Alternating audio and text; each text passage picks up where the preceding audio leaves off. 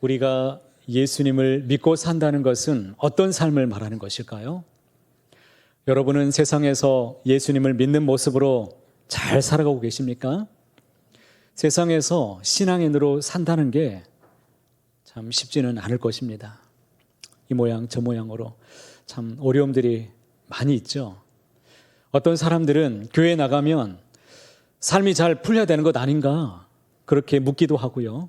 또 하나님이 만약 살아계신다면 인생의 고통스러운 문제들이 없어야 되는 것 아니냐 이렇게 말하는 사람들도 만나게 되실 것입니다. 무신론적인 사고방식을 갖고 있는 이 세상 앞에서 우리는 어떻게 살아가고 있으십니까? 믿음은 있지만 때로는 현실의 문제가 너무 크다 보면 믿음과 현실의 차이가 너무 크게 될 때 그때 우리도 혼란스럽고 답답할 때가 참 많이 있으실 것입니다. 이것은 개인의 문제가 아닙니다. 우리 교회는 어떻습니까? 마틴 루터킹 목사님이 과거 이런 말을 했었습니다. 초대교회 때 교회는 세상을 위한 자동온도 조절 장치였다. 그러나 지금 교회는 그저 온도계의 역할만을 감당하고 있다. 이런 말을 했었습니다. 한국의 초대교회는 자동온도 조절 장치와 같은 그런 거룩한 아름다운 교회였습니다. 일제강점기 치하의 교회, 우리 성도님들이 국민의 약 1.5%밖에 되지 않았던 그 작은 수였지만 그들은 대한독립 만세운동에 적극적으로 주도했고 독립운동의 역사 앞에 찬란하게 쓰임받았습니다. 민족 대표 33명 중에서 16명이 기독교인이었습니다. 그리고 3.1운동, 이것을 운동을 적극적으로 앞에서 펼치다가 붙잡혀서 옥에 투옥된 사람들을 살펴보니까 약 20%의 사람들이 기독교인이었습니다. 그들의 수는 매우 작았지만 그들은 한국 사회에 엄청난 영향을 미치고 있었습니다. 실제로 그들은 삶 속에서 세상에서 어떻게 살았느냐? 빛과 소금처럼 살았습니다. 하나님의 말씀을 순종했습니다. 하나님이 하라고 하면 그냥 믿고 따랐습니다. 그대로 살았습니다. 세상 사람들은 교회를 보면서 존경심을 가졌습니다. 그리고 교회를 신뢰했습니다. 이런 기초 위에 한국 교회는 찬란한 꽃을 피웠습니다.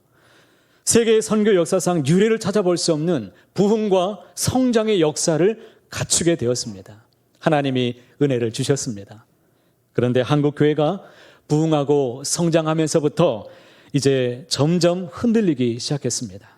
부흥이라고 하는 열매만 집중하다 보니까 교회가 본질을 점점 망각하며 살게 되더라라는 것입니다.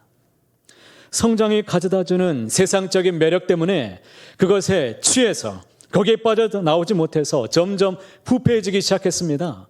하나님의 뜻을 우리가 알지 못하고 점점 멀어지는 일들이 많아졌습니다.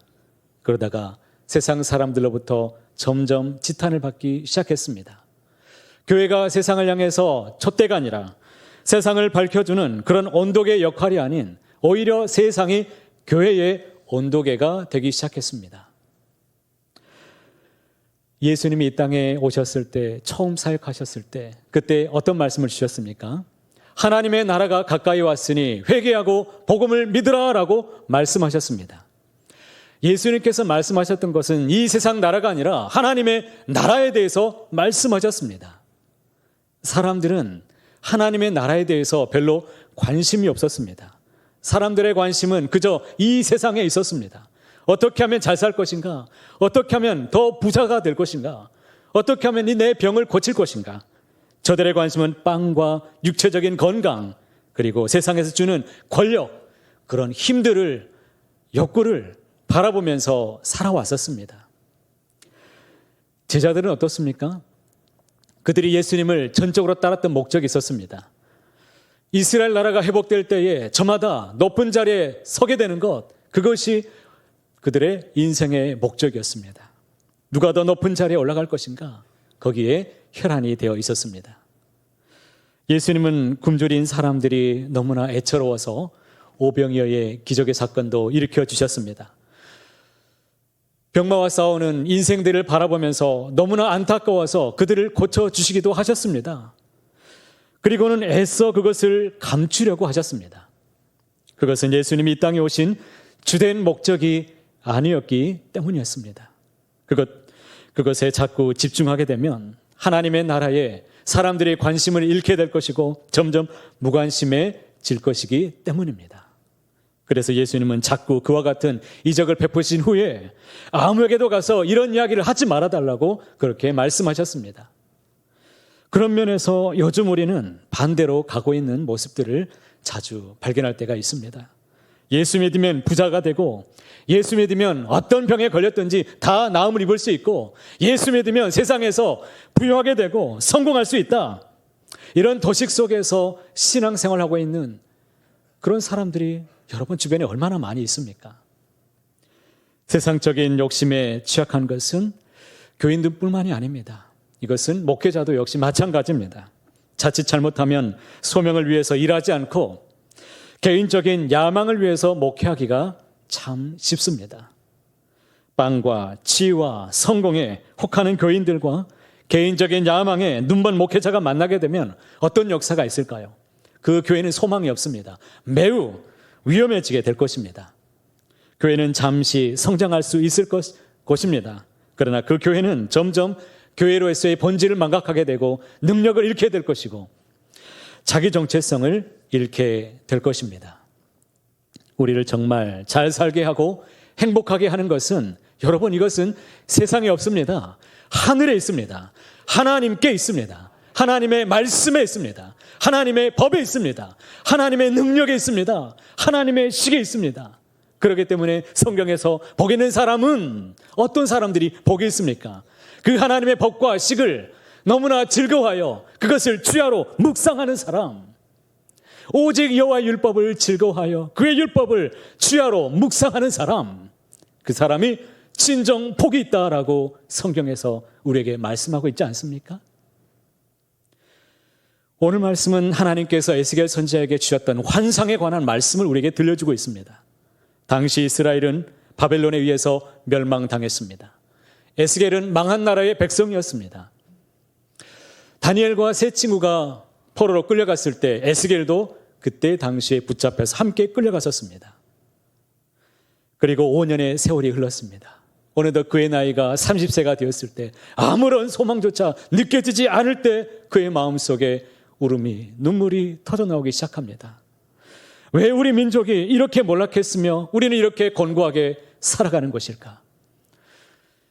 조상들의 죄와 자신들의 죄 때문에 울부짖기 시작합니다. 울며 기도하는 에스겔에게 하나님이 찾아오셔서 그를 위로하고 그에게 소망의 말씀을 오늘 우리에게 전해 주신 것입니다. 너희가 다시 살아나리라. 너희가 다시 살아나리라. 너희가 다시 살아나리라. 하나님께서 울고 있는 에스겔을 일으켜 세워주셨습니다. 너희가 다시 살 것이다. 회복의 은혜에 관한 말씀을 주신 것입니다. 어떻게 살아날 수 있을까요? 에스겔에게 어느 날 환상 중에 어떤 사람이 나타났습니다. 그리고 에스겔을 이끌고 갔습니다. 성전을 보여줬습니다. 성전 앞에서 바라보니까 성전 이 문지방 앞에서 물이 흐르는데 물이 철철철 흐르는 것입니다. 이 물이 온 세상을 밝혀주고 이 물이 이르는 곳마다 생명이 다 살아나는 곳입니다. 바다가 살고 죽었던 모든 생명이 살아납니다. 영혼도 살아납니다.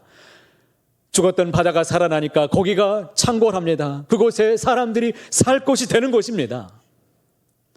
이 물이 무엇을 말하는 것일까요? 온 세상을 살리는 바로 예수 그리스도의 복음을 말씀하고 있습니다. 이 복음이 흘러 넘쳐야 되는 것입니다. 물이 없으면 세상 모든 것은 살 수가 없습니다. 세상에는 물이 있어야 됩니다. 어떤 생명도 이 물이 있어야 살아갈 수가 있습니다. 요한복음 4장 14절 말씀을 함께 읽어보겠습니다. 내가 주는 물을 마시는 자는 영원히 목마르지 아니하리니 내가 주는 물은 그 속에서 영생하도록 솟아나는 샘물이 되리라. 아멘. 여러분, 이 물을 마시기를 바랍니다. 이 물을 마셔야 됩니다. 그래야 살 수 있습니다. 그래야 목마르지 않습니다. 그래야 능력을 입게 됩니다.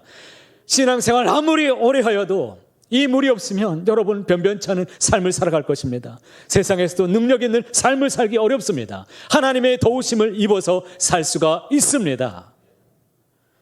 이 물은 예수 그리스도 자신이십니다. 예수님을 우리는 품어야 됩니다. 예수님을 굳게 믿으십시오. 이 세상에서 여러분 찰랑거리는 은혜 가지고 살지 말고 넘치는 은혜를 가지고 주님의 말씀 가지고 붙잡혀서 살게 되시기를 축복합니다. 세상에서 줄 수 없는 행복, 만족함을 주 안에서 마음껏 누리게 되실 것입니다. 주님은 우리의 모든 문제를 다 알고 계십니다. 주님께 나와 주님께 문제를 아뢰면 하나님이 우리의 문제를 다 하나님께서 붙잡아 주시고 인도해 주실 줄로 믿습니다. 예수 그리스도로 말미암아 시작된 이 복음의 강, 생명의 강, 은혜의 강이 죽음의 땅을 살리고 모든 생명을 살렸던 것처럼 이 물이 우리 한 사람 한 사람을 향해서도 의미를 지금 부여하고 있습니다. 그것이 무엇입니까? 이 복음의 강, 생명의 강, 영생의 강, 이 생명이 넘치는 이 은혜의 강이 내 삶에도 지금 흐르고 있다라는 사실입니다. 믿으십니까? 요한복음 7장 38절에 이렇게 말씀하시지요. 나를 믿는 자는 성경의 이름과 같이 그 배에서 무엇이 생수의 강이 흘러나오리라. 생수의 강이 흘러나온다고 말씀하십니다. 누구 속에서? 주님을 믿는 모든 사람들에게 그 속에 생수의 강이 있다는 거예요. 우리 속에서도 복음의 강이 생명의 영생 안에 이 솟아나는 샘물이 흐르고 있다는 것입니다. 그 영생수 생명의 강이 누구이십니까? 바로 성령 하나님입니다. 하나님은 우리 속에서 우리 안에 내주하고 계시고 우리를 도와주시는 하나님이십니다. 주의 말씀을 깨닫게 하시고 진리의 영으로 우리를 함께하고 계시는 분이십니다. 믿음을 주시고 용기를 주시고 기도할 힘을 주시는 분, 응답을 주시는 분, 나를 이 자리에 오게 하시는 분, 나에게 건강의 역사로 함께해 주시는 분, 그분이 누구이십니까? 성령 하나님이신 줄 믿으시기를 바랍니다. 그런데 만약 지금 내 삶이 메말라 있거나 지금 내가 활기가 없다면 그것은 주님께서 우리에게 주신 이 솟아나는 샘물, 이 강물의 문제가 아니라 그것은 내 속에 문제가 있기 때문이죠. 내 안에 흘러야 될 은혜의 강을 가로막고 있는 그 무엇인가가 내 안에 있기 때문입니다.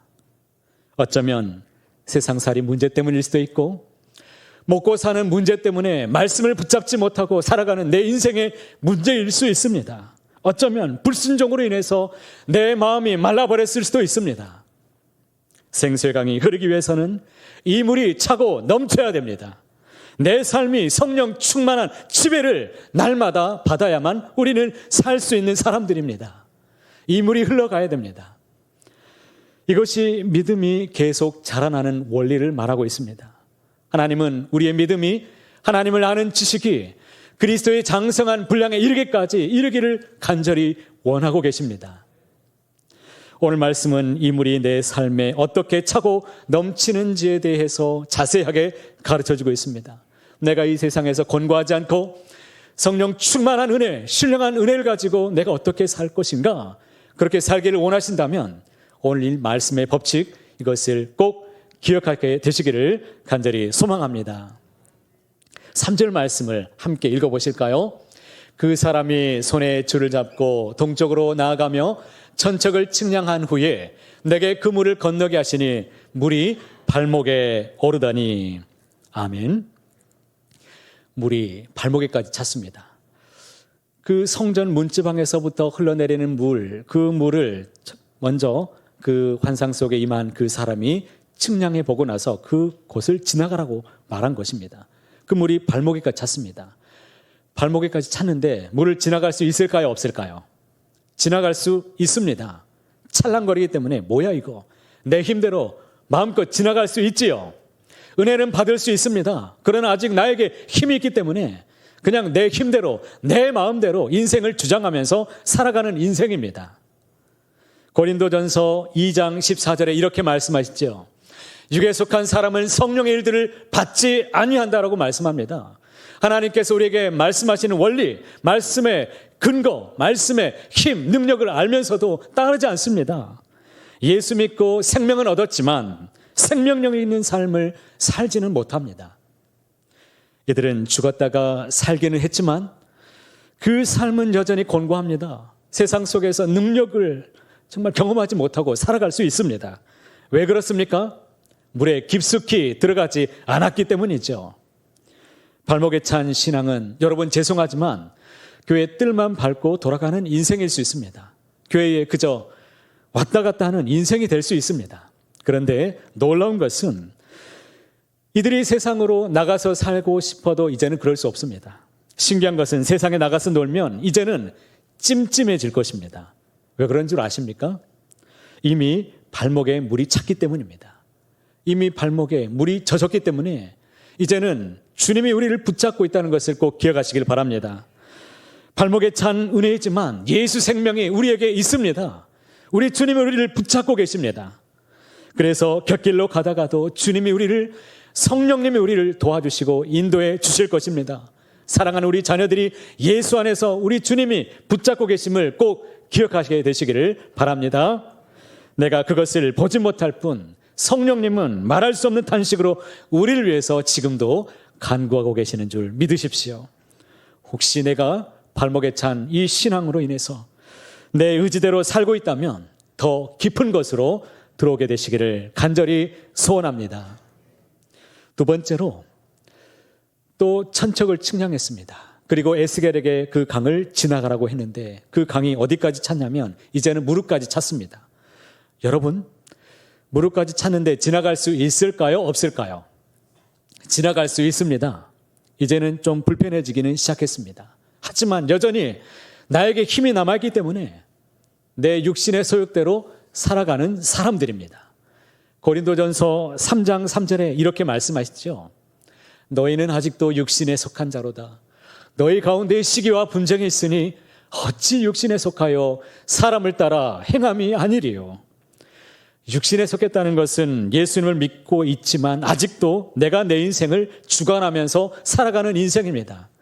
모든 일을 내 자신이 스스로 결정하고 내가 주관하기 때문에 여전히 예수 믿고 살아가지만 답답합니다. 자주 좌절과 혼란에 빠질 수가 있습니다.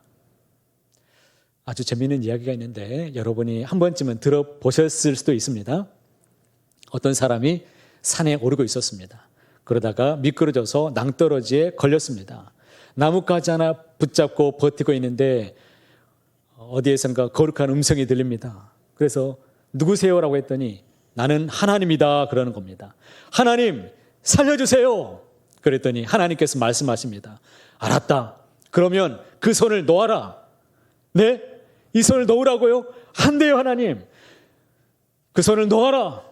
나를 믿어라. 그 손을 놓으면 살 수 있다. 그랬더니 이 사람이 크게 외치죠. 거기에 다른 분은 없어요? 네. 여러분 놓으면 살 수 있습니다. 놓았더니 바로 땅이에요. 땅에 그냥 조금면 도착할 것을 왜 붙잡고 살아갑니까? 왜 애쓰며 살아갑니까? 여러분 하나님을 확실히 믿으시길 바랍니다. 하나님이 어떤 말씀을 주시든지 그 말씀을 꼭 붙잡고 신뢰하시며 살아가십시오. 넘치는 은혜가 저와 여러분에게 임하게 될 줄로 믿습니다. 세 번째로 이 물이 계속 흘러갑니다. 이 물이 흘러서 천척을 측량하고 또 에스겔에게 지나가라고 하니까 물이 어디까지 찼냐면 허리까지 찼습니다. 여러분 물이 허리까지 차면 지나갈 수 있을까요? 없을까요? 지나갈 수 있습니다. 이제는 좀 답답하고 매우 힘이 들지만 그래도 낑낑대면서라도 내가 아직 힘이 있으니까 지나갈 것입니다. 허리까지 물이 찬 사람들은 그래도 하나님의 은혜도 알고 믿음도 있는 사람들입니다. 예수 믿는 기쁨을 알고 있습니다. 은혜가 되면 하나님 앞에 충성하는 사람들입니다. 이것저것 하나님의 은혜 받고서 섬기며 충성하고 섬기며 봉사하고 헌신하는 그 사람들, 신앙의 기쁨을 알고 있는 사람들입니다. 그런데 허리까지 차는 신앙은 하나님 앞에서 완전히 붙잡힌 것 같지만 여전히 어느 순간에는 넘어질 수 있습니다. 인생의 어떤 문제가 풍랑이 다가오면 그냥 배가 뒤집힐 수 있습니다. 사람 보다가 시험에 걸려 넘어지기도 합니다. 이전에 맛보았던 신앙의 체험을 그리워하며 살아갑니다. 예전에는 내가 기도 생활 참 잘했는데 그때는 내가 응답도 많이 받았는데 그때처럼 뜨거운 그런 신앙, 뜨거운 어떤 기도가 아직 터져 나오지 않기 때문에 옛날을 그리워하면서 추억하면서 살아갑니다. 그리고 마음속에 간절함이 생기지 않아서 하나님 앞에 늘 부끄럽고 죄송스러운 마음을 가지고 부담감을 가지고 살아갑니다. 갈급함은 있지만 이상하게 내 마음속에 무언가 자꾸 막혀 있습니다. 무엇이 나를 붙잡고 있는지 모르겠지만 뜨겁지가 않아요. 더 깊은 곳으로 우리는 나아가야 될 것입니다. 우리가 이제 주목해야 될 말씀이 있습니다. 네 번째로 그에게 계속 흘러가는 이 강물에 지나가라고 하신 말씀이 있는데 5절 말씀을 우리가 함께 생각하면서 함께 읽어보도록 하겠습니다. 다시 천척을 측량하시니 물이 내가 건너지 못할 강이 된지라.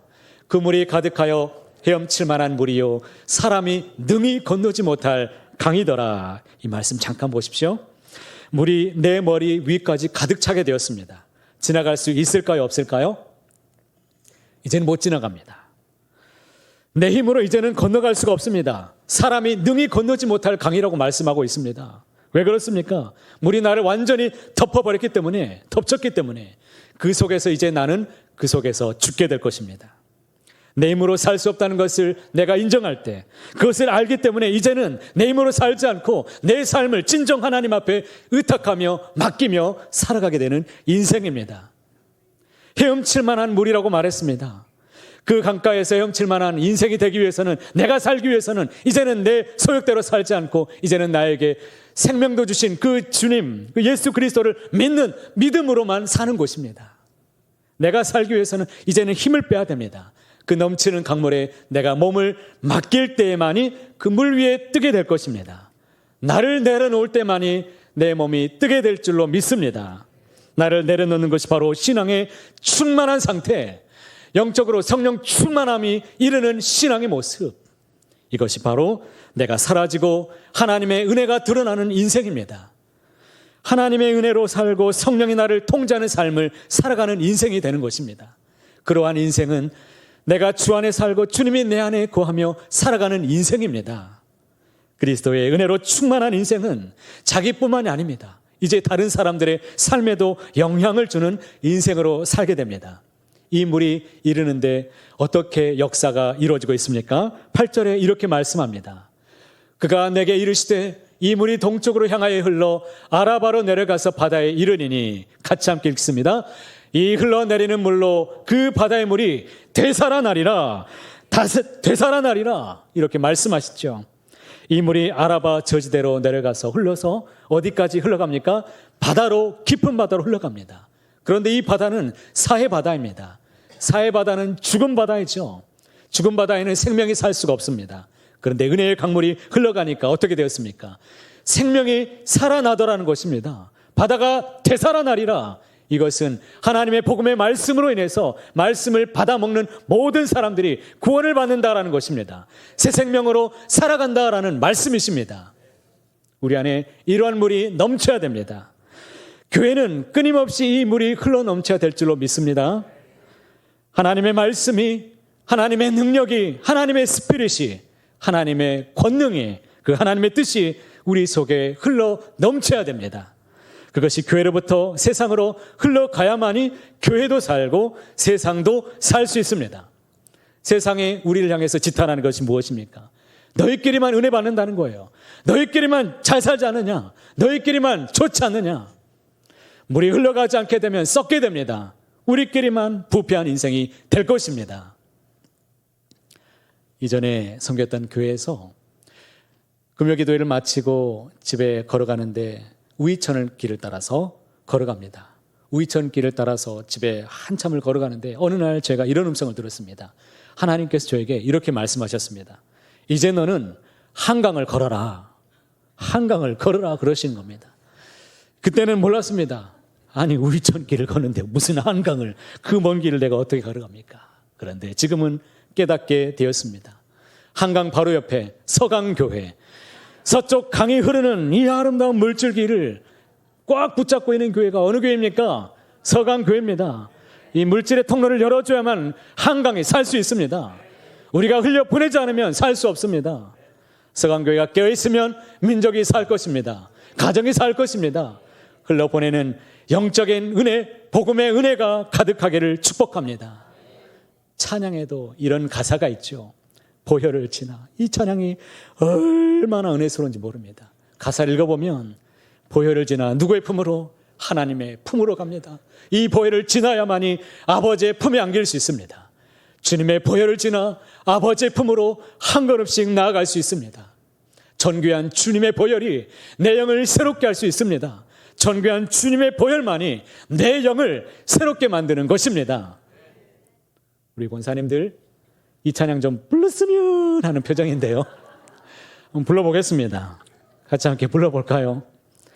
보혈을 지나 하나님 품으로, 보혈을 지나 아버지 품으로, 보혈을 지나 하나님 품으로 한 걸음씩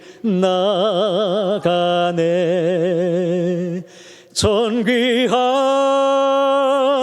주 보혈이 내 영을 새롭게 하시네.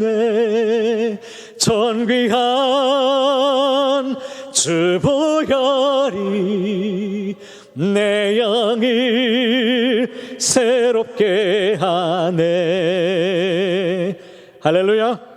오직 주님의 강, 생수의 강, 보혈의 강물만이 우리를 새롭게 할 수 있습니다. 주님의 능력을 얻습니다.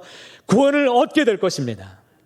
바라기는 우리 모든 삶이 이 생수의 강이 흘러넘쳐서 우리의 강을 살리고 우리의 모든 바다를 살리고 이웃을 살리고 가정을 살리고 자녀를 살리고 이 강내의 물줄기가 흘러넘쳐서 서강교회로부터 모든 교회가 살고 온 땅이 살아나는 믿음의 귀한 역사가, 복음이 흘러가는 모든 역사가 우리로부터 넘쳐나게 되시기를 간절히 소원합니다.